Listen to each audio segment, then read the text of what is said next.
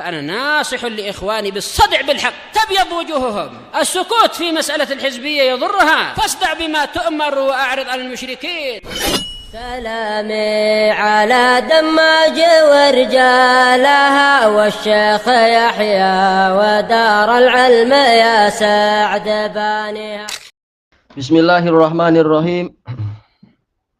Kita melanjutkan fikih terapan di dalam Taisirul Alam Syarah Umdatul Ahkam punya Fadilatul Syekh Abdullah Al-Bassam rahimahullah. Beliau termasuk dari murid Imam As-Sa'di. Yang terakhir kita dapatkan adalah yaitu pembahasan terakhir sebelum masuk ke hadis 268. Berarti masih membahas apa hadis yang terakhir kita perolehi. Masalah apa itu? Syarat di dalam jual beli. Syarat yaitu kaum muslimin sesuai dengan persyaratan mereka kecuali syarat yang menghalalkan apa yang haram atau mengharamkan apa yang halal. Kemudian membahas hadis Barirah. Alhamdulillah. Ya dikemasbarakum. Baik.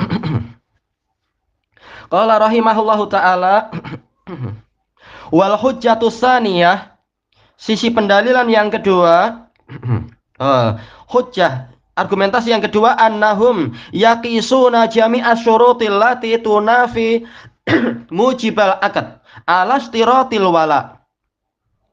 Mereka mengkiaskan semua syarat yang bertentangan atau meniadakan apa yang diwajibkan oleh akad, mengkiaskan kepada apa? Kepada disyaratkannya wala. Li'annal illata fihi kaunuhu mukhalifan li muqtadal akad. Karena alasan di situ adalah dia ini menyelisihi tuntutan akad. Li'annal uqud tujibu muqtadayatuha bisyara'.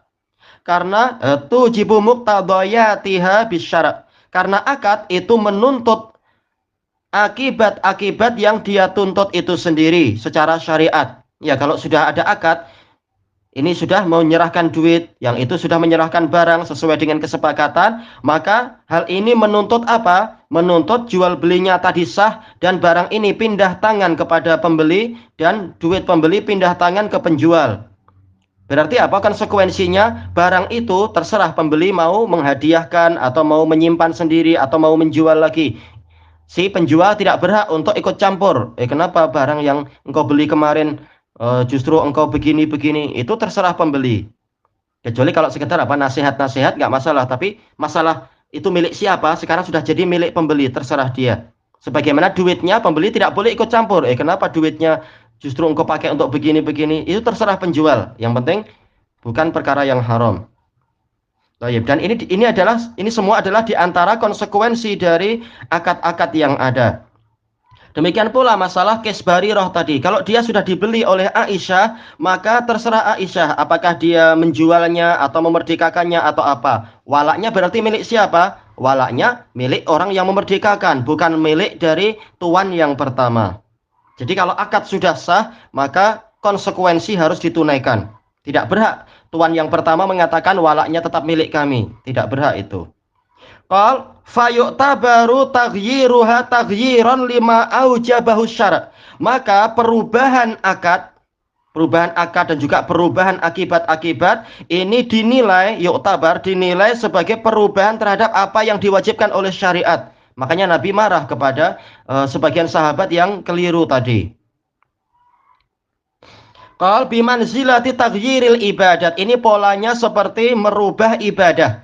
Sebagaimana merubah ibadah tidak boleh, merubah akad juga tidak boleh. Akad yang telah disepakati, demikian pula akibat-akibatnya. Makanya Allah Ta'ala berfirman di awal-awal surat Al-Ma'idah, ya ayyuhalladzina amanu aufu bil uqud.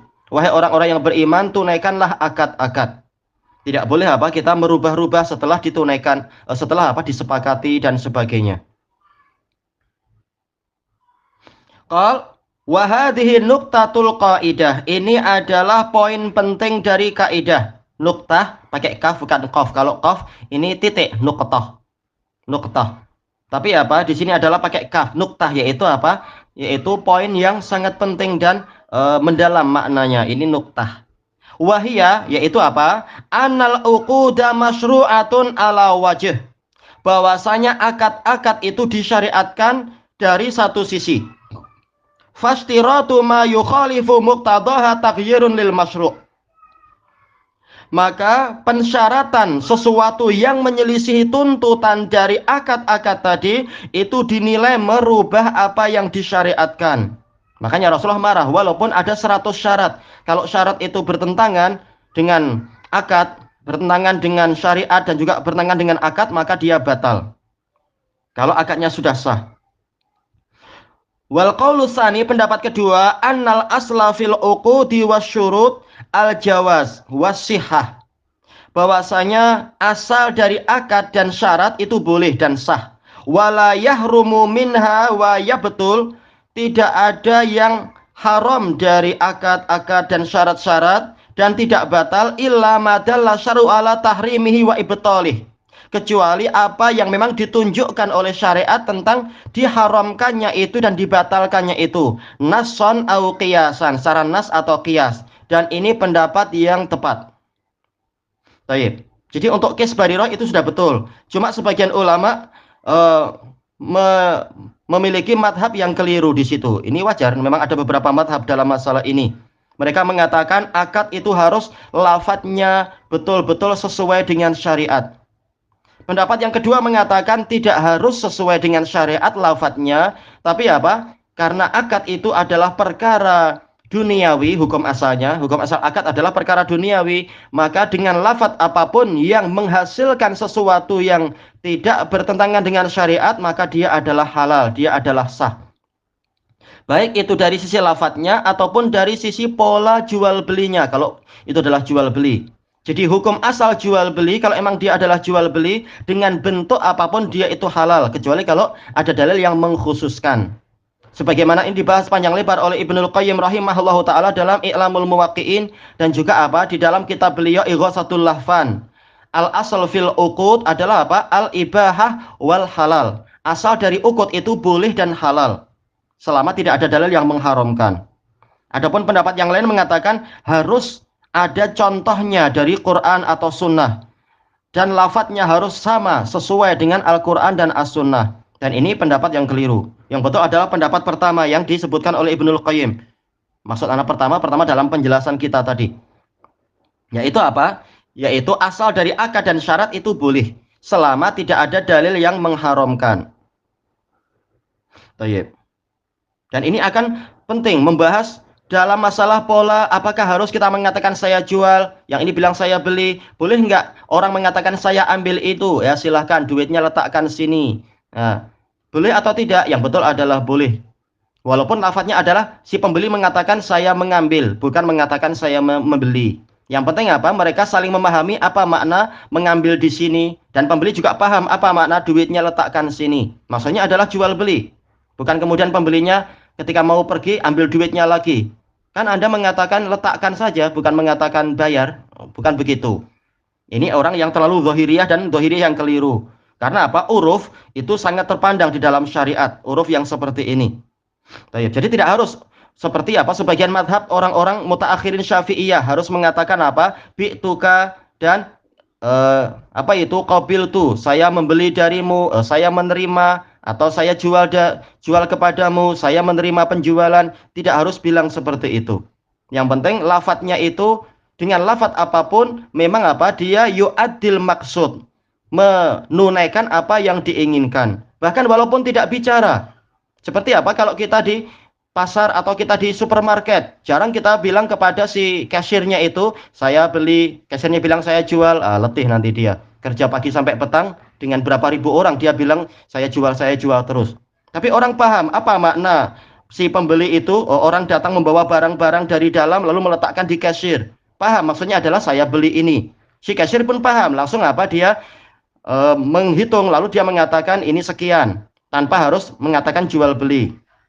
Atau seperti sebagian mutaakhirin syafi'iyah yang di Indonesia langsung apa itu dengan jabat tangan, naudzubillah.